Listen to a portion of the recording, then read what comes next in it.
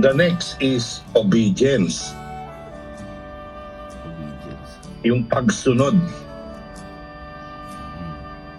Yung pagsunod ni Jose, 4 na beses ipinakita. Sinabi sa kanya ng anghel sa panaginip.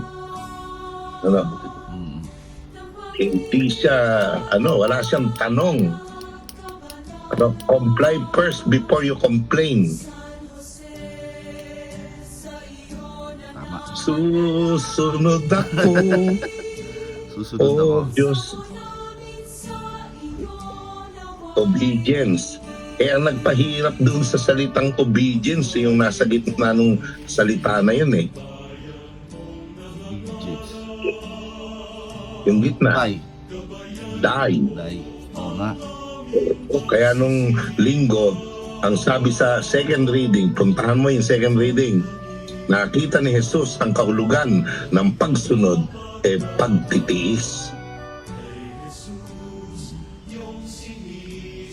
Die. Obedience. So, sa simbahan, ang daming nakikinig, di naman sumusunod. Nakikinig lang.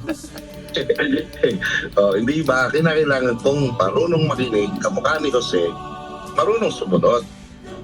May pagkilos, may pagtitiis hanggang mamatay, obedience unto death. Tama. Oo.